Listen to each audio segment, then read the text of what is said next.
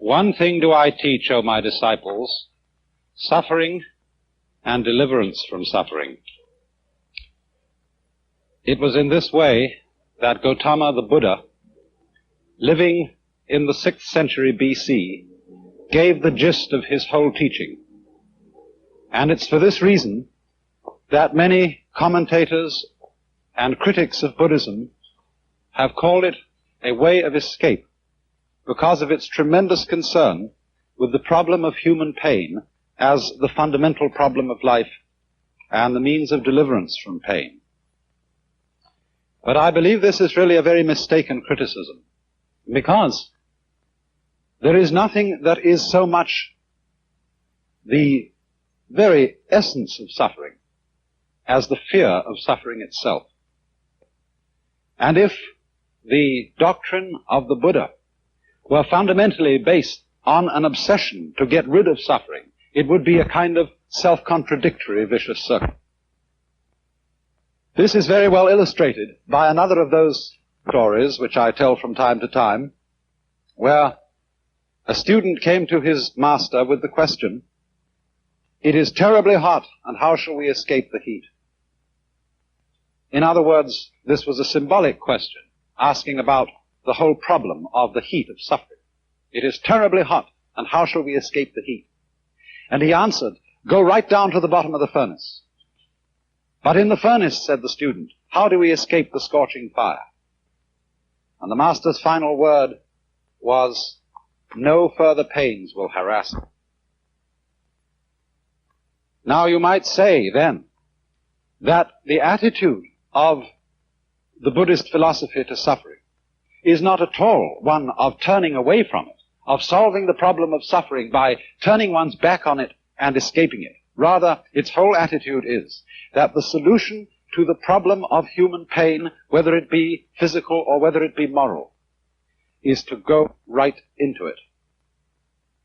Now, in the Buddha's doctrine, pain, or suffering in its most general sense, is designated by this word dukkha in Sanskrit. Dukkha is the opposite of sukha.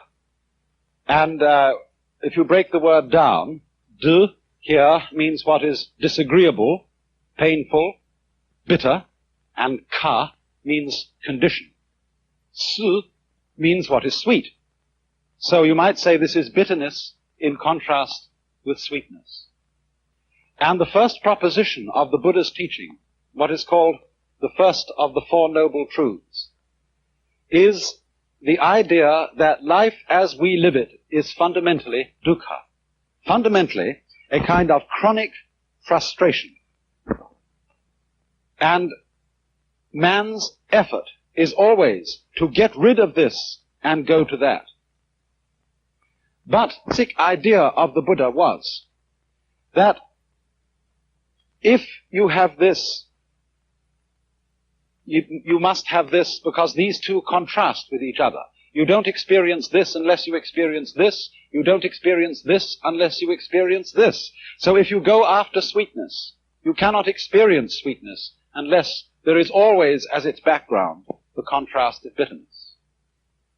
And therefore, the objective of the Buddha's doctrine was not to get rid of pain and put pleasure in its place, but to go to something else which stands, as it were, transcending these two opposites, above and beyond them, which in Sanskrit is called ananda. That word is usually translated bliss, but in a rather unusual sense. There is a poem, again from the tradition of Chinese Zen, which says, "Under the sword lifted high, there is hell making you tremble. But go straight ahead, and there is the land of bliss." And so bliss here has a very special meaning. It isn't bliss in contrast to agony. And I think probably the best way of translating the word ananda is to use the English word ecstasy. Now, then our problem is simply this. How is it that through a profound going into suffering, that is to say, a profound acceptance of it, there can come out of it some sort of bliss. This is the problem we have to understand. Now, first of all, by way of illustration, I would like you to consider a mild but nevertheless chronic form of suffering which we constantly undergo, the experience of fear. What is fear? What, in other words, when you are afraid, are you actually feeling? A great deal of the doctrine of primitive Buddhism, as we have it recorded from the Buddha's own teachings, is concerned with close attentiveness to one's inner feelings and states of mind. A careful watching of them to find out what they really are. And supposing then you're afraid, what happens to you? Many people, when asked this question, seem strangely unaware. Their thoughts are concentrated on the particular imagination of the feared event happening. In other words, a person is afraid of having a certain sickness, disease, and he keeps thinking of what it might be like to have that disease. But supposing we switch our attention from that and concentrate for a moment on what it simply feels like to be afraid, we find, don't we, that we get a kind of creepy feeling up the spine. We get a sort of sinking or hollow feeling in the pit of the stomach, and a clammy sensation in the palms of our hands. Now, as a matter of fact, that's not really very painful, is it? That's all that's the matter with you, and that's the worst that life can do to you at that moment. Furthermore, notice something else, that when you have what you call fear, you have also precisely the same sensations that you have in a totally opposite situation, when you have what we call shudders or thrills of delight.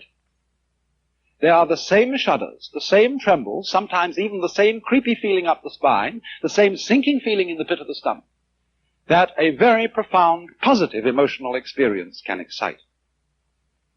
So that we find that our feelings depend for their valuation as to whether they be positive or negative, very much as to the context in which they occur. For example, say a father is playing with his boy, and he gives him a slap on the behind. The boy looks around, and if he sees an angry expression on his father's face, he feels hurt. It was painful. But if he sees his father is laughing at him and was just teasing him, it doesn't hurt him at all. And so it is with all our sensations. The way they impress us positively or negatively, as good or bad, depends to a very large extent on the context in which they are set. Take, for example, in a poem like this by the humorous poet Thomas Hood. The poem says, "They went and told the sexton, and the sexton told the bell." Now, it's the same sound told in either case, but its meaning is completely different because of the context in which it occurs. If the second line had said, "and the sexton told the minister," then it would have had the same meaning in both lines. And just as words change their meaning in accordance with their context, so the meaning of what we experience alters contextually. And so it is this, then, that close awareness of our feelings reveals. In the same way, we can say, we weep when we are sad, but we also weep for joy. There are tears of joy and tears of sorrow. Exactly the same tears, exactly the same physical sensation, but what a difference the context makes. And therefore the idea of the Buddha was to become delivered from suffering, not by running away from it, but from looking at the actual concrete reality of what we feel and forgetting the context. Now, of course, this is obviously something quite possible in the milder forms of suffering. But what happens when suffering becomes really acute? Perhaps, as an illustration of this, I might turn to a very extraordinary work of art. It is a sculpture of Saint Teresa by Bernini. Look at that face and try and decide what feeling that face is expressing. Is it agony? Is it a rapture of delight which would, as we say, cause one almost to swoon? What is it? actually, if you look back and see the whole scene, you will see that the saint is confronted by an angel who is piercing her with a dart, the dart representing the divine love. And so the figure represents Saint Teresa in ecstasy, in profound joy, profound delight at the state, the inner feeling of her union with the Godhead. And this is exactly what is meant by ananda, ecstasy, for pleasure and pain in their most intense forms, both producing that we could call ecstasy. A very striking illustration of this has been given recently. Some of you may have heard of the work of a British obstetrician by the name of Grantley Dick Reed, who has many students among obstetricians in this country. For as you know, the pains of childbirth can be some of the severest pains that a human being can undergo. And the point of Dr. Reed's work has been to show that if you change a woman's attitude to the experience of childbirth, if, in other words, you stop calling these feelings pains, and instead you call them tensions, and if, before childbirth, you train her to relax, to let go of herself, and, as it were, cooperate with the tensions that she's experiencing, the whole character of childbirth can be changed. And many women who have undergone this pre-birth training say afterwards that what they might have expected to be an extremely unpleasant experience turned out to be a profoundly moving experience, even a joyous one. Now, of course, it's pretty clear that we can do something like that when the context of a painful experience is very positive, as it is with childbirth. After all, this is a creative event. But wouldn't it be a very different matter in the case of the pains of death? Would it be possible, for example, to look upon the pains of death as natural tensions, and so have an entirely different attitude? I don't know why not. After all, we fear death, we have a negative attitude to death, largely because of social conditioning. It's what we've been taught. For example, just to give another illustration and then get back to the subject of death. The idea of being sick, I mean vomiting, is something which most of us regard as disgusting. But is it actually disgusting? Don't we revolt with the feeling of disgust from it? Because when we were little children and we were sick and we threw up, our mothers went, "Ah," and we caught from them the emotional attitude toward that kind of experience, so that it reverberates and echoes with us ever afterwards.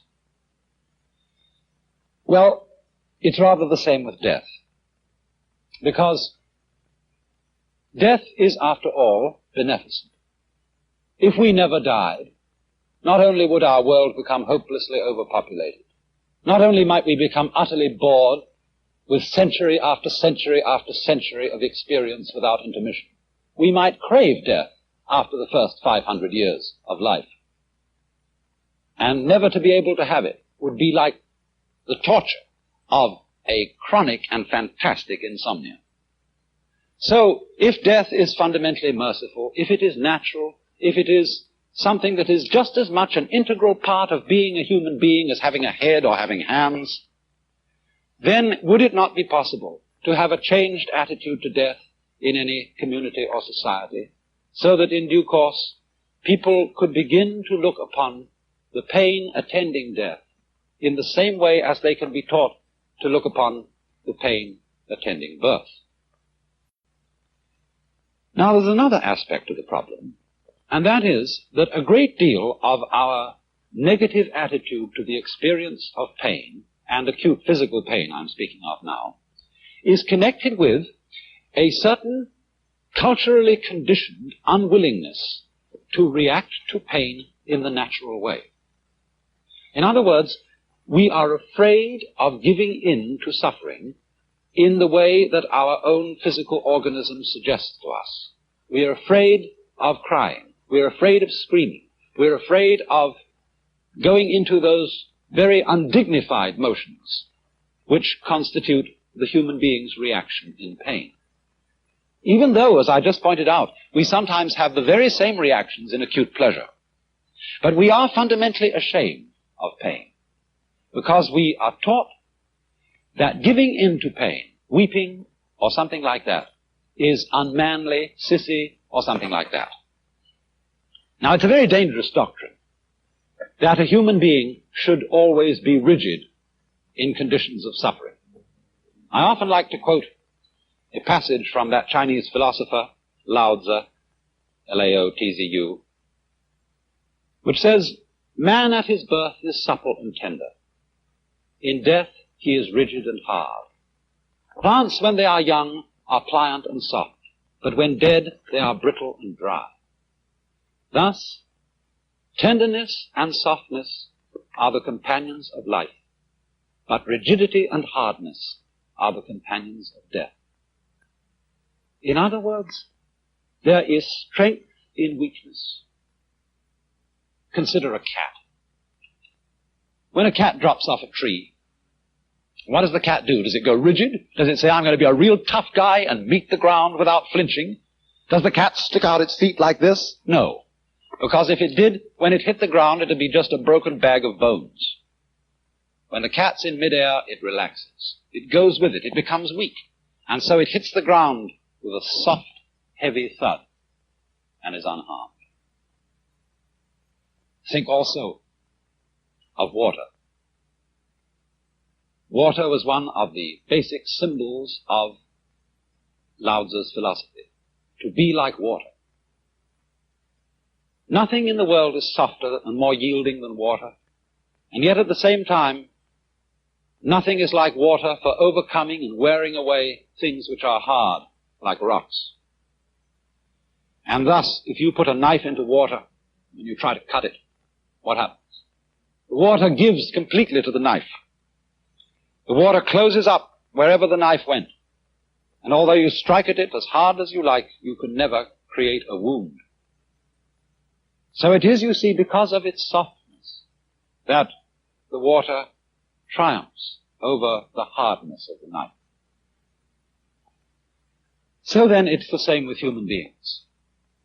Unfortunately, we are so brought up to mistrust our natural feeling reactions to certain experiences. We are conditioned to believe that we will suffer less, that we will somehow triumph over pain if we hold our feelings rigid. But you know, our reactions to pain are, in a way, therapeutic. They're healing, just like fever. When we have poisons in our blood, the natural defense mechanisms of the body send up our temperature and in this way boil out the invading bugs. Now, it used to be thought that when people had fevers, this was the disease. The fever itself was the disease. And so, once upon a time, doctors used to give medicine to take away the fever. But by taking away the fever, they very often killed the patient, because they took away the defensive action of the body to drive out the disease. And so in just the same way, if one refuses to react in the way of nature to invasions of pain, so too one may shatter the body beyond what it can stand. It's the same thing, you know. No bridge will stand up unless it has give. If a steel suspension bridge is built so firmly that it doesn't sway in the wind, that bridge will come crashing down on the first gale. It's just because there's give in it that the bridge is strong.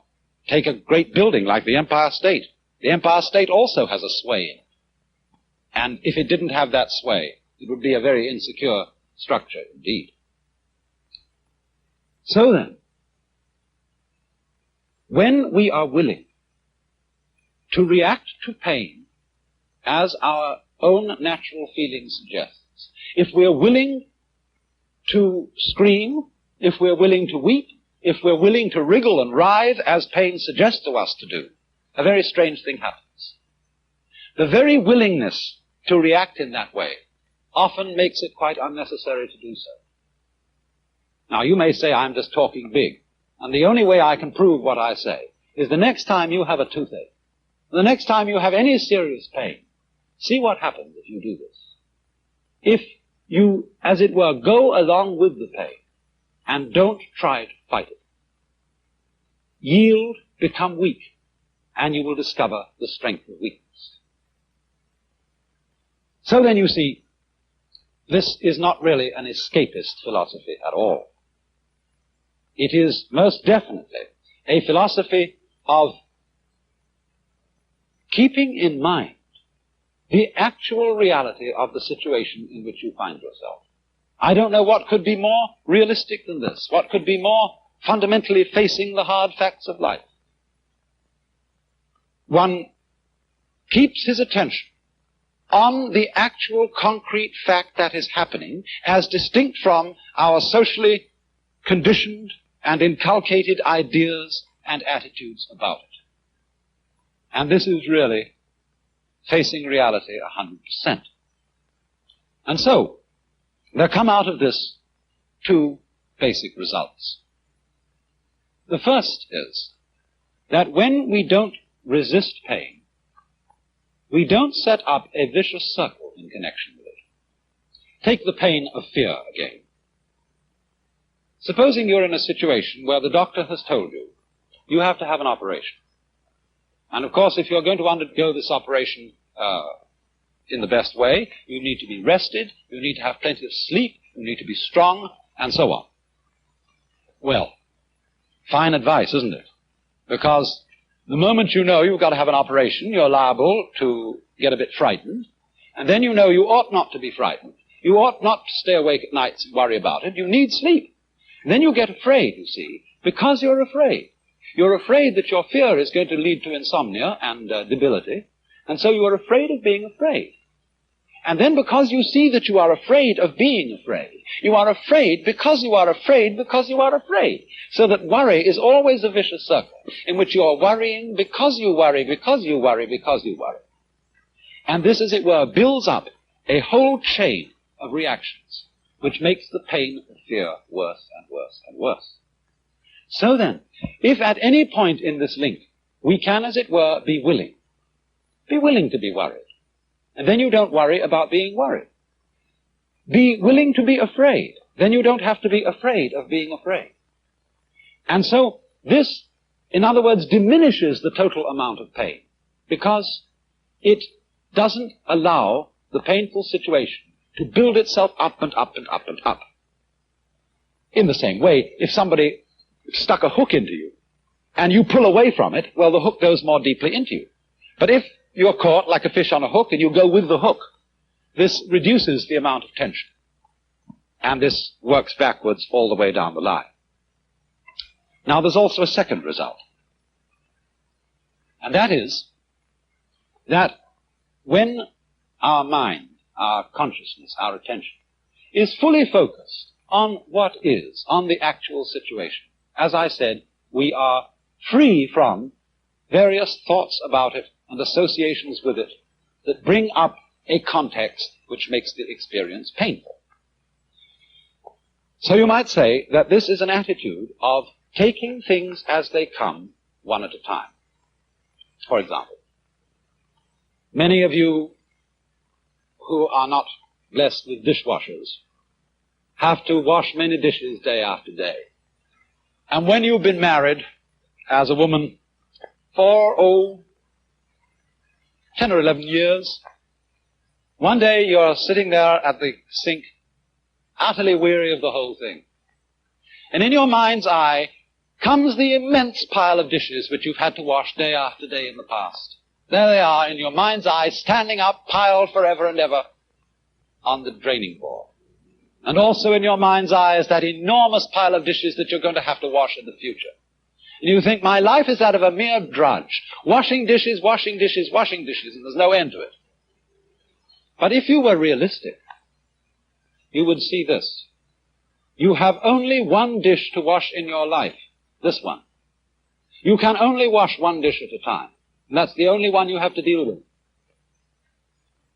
It's the same with climbing a mountain. If you start to think as you climb, oh, what a lot of steps to take, then the task becomes utterly oppressive. Or if, for example, you make a New Year's resolution, and you say, well, I'm going to go on the wagon. I'm not going to drink any more this new year. And if you say, this whole year I will not touch another drop of drink, well, of course, the old devil immediately brings to your mind 365 days of not drinking anything alcoholic. And that's overwhelming. Don't tempt the devil that way. One conquers the problem by not drinking this one and saying nothing about the next. So with the climbing of the mountain, taking each step as if it were the only step to be taken. And so, in the situation there, where there is the experience of agony, whether it be physical or whether it be moral, the way out is, in a way, suffering that agony as if this were the only thing in the whole world to be done. By going right down to the bottom of the furnace, no further pains will harass you. It was also so, isn't it, in Dante's Divine Comedy, when Dante and Virgil find their way out of hell by going down to the very center of hell. I like to illustrate this with another of those Zen stories. There was a monk who got news that his mother had died, and he was weeping. And another Buddhist monk said to him, you ought to be ashamed of yourself. You, a monk, still showing worldly attachments by weeping. He said, don't be silly. I'm weeping because I want to weep.